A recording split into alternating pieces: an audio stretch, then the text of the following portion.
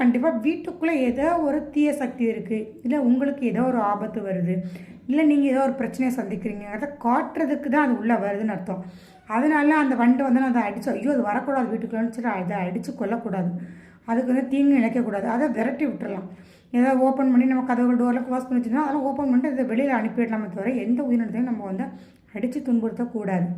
அதே மாதிரி பார்த்திங்கனாக்கா அது வந்து நமக்கு காட்டுது, வேறு ஒன்றும் இல்லை, நமக்கு ஒரு பிரச்சனை சந்திக்க போகிறோம் இல்லை பிரச்சனையில் இருக்கிறோன்றது அது காட்டுது. அதே மாதிரி பார்த்திங்கன்னா வண்டுகள் வந்து அந்த வண்டு என்ன பண்ணலாம், எங்கே குளவி இருக்குங்களா, குளவி கூடு கட்டினா நல்லதுன்னு சொல்லுவாங்க. அந்த கூட்டை வந்து நம்ம கலைக்கக்கூடாது. குளவி கூடு வந்து எங்கே கட்டலான்னு கேட்டிங்கன்னா அந்த வடகிழக்கு பகுதியில் கட்டுறது, அது வந்து என்ன சுவாமி பூஜை ரூமில் கட்டுறது, அது மாதிரி நம்ம கதவு இருக்குல்ல, கதவுகளில் வந்து அந்த குளவி கூடு கட்டினாலும் ரொம்ப சுபசகுனமாக இருக்கும். அந்த குளவி கூட்டை நீங்கள் கலைக்காதீங்க, அதை விரட்டாதீங்க. குளவி கூடு கட்டி முடிச்சுன்னு அது தன்னால் போயிடும், அந்த இடத்த விட்டு அது போயிட போகுது. அதே மாதிரி பார்த்திங்கனாக்கா புறாக்கள் வீட்டுக்குள்ளே வந்து அவ்வளோ ஒரு விசேஷமான பலன் இல்லைன்னு சொல்லுவாங்க. வௌவால் புறாக்கள்லாம் வந்தால் அது வந்துச்சுன்னா நீங்கள் வந்து அதை அடிச்சுலாம் துன்புறுத்த வேண்டாம், அதை வந்து நீங்கள் விரட்டினீங்கனாலே அது தன்னால் வீட்டை விட்டு வெளியில் போயிடும். அதே மாதிரி பார்த்திங்கன்னா பல்லி இருக்குல்ல, பல்லி வந்து அதை கவுளின்னு சொல்லுவாங்க. பல்லி வந்து வீட்டுக்குள்ளே இருக்கிறது நல்ல ஒரு விஷயம். பல்லி இல்லாமல் வீடு இருந்தால் அதை ஒரு சுபிக்ஷமாக இருக்காதுன்னு தான் சொல்லுவாங்க. என்னென்னு கேட்டிங்கன்னா பல்லி வந்து வாசலில் இருக்கிறது, அதே மாதிரி பார்த்திங்கனாக்கா சுவாமிகிட்ட இருக்கிறது பூஜை ரூமில், அது மாதிரி வடகிழக்கு பகுதியில் இருக்கிறது நல்ல சுபமான நிகழ்வு. அது பல்லி வந்து பார்த்திங்கனாக்கா 2 பல்லிகள் சண்டை போடுறத பார்த்தா அவ்வளோ ஒரு விசேஷமான பலன் இல்லைன்னு சொல்லுவாங்க.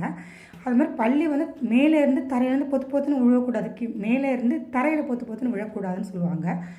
தரையில் அப்புறம் அது மாதிரி விழக்கூடாது. அதே மாதிரி பார்த்திங்கன்னா 2 பல்லி வந்து சேர்ந்து இருக்கிறது பிரச்சனை இல்லை, ஆனால் 2 பல்லி சண்டை போட்டுக்கக்கூடாது. சண்டை போட்டால் உங்கள் குடும்பத்துலேயும் கலகம் பிரச்சனைகள் இருக்குதுங்கிறது அது காட்டி கொடுக்கும் உங்களுக்கு. அடுத்து பார்த்திங்கனாக்கா அந்த கரும்பல்லிகள் அவ்வளோ நல்ல விசேஷமானது கிடையாது. வெறும் அந்த வெள்ளையாக தெரியும், அந்த பள்ளிகளை பார்க்கும்போது தெரியும். பள்ளிகள் வந்துச்சுனாக்கா கீழே தரையில் வந்து பார்த்திங்கனாக்கா பள்ளி கத்துறது வந்து நல்ல விசேஷமான பலன் தான். அதுமாதிரி வாசல்லேருந்து கத்துறது, வடகிழக்கு பகுதியில் கத்துறது, தென்மேற்கு பகுதியில் கத்தும் பொழுது நல்ல சுபமான நிகழ்வுகள் இருக்கும். அது மாதிரி ஆகாயத்தில் கத்தும். அது சில கிழமைகளில் சில இடங்கள்லேருந்து பள்ளிகள் கத்தலான்னு சொல்லுவாங்க, சில இடங்கள்லேருந்து பள்ளிகள் கத்தக்கூடாதுன்னு சொல்லுவாங்க. அது கிழமை வாரியாக இன்னொரு நம்ம காணொலியில் அதை வந்து நம்ம தெளிவாக பார்த்துக்கலாம்.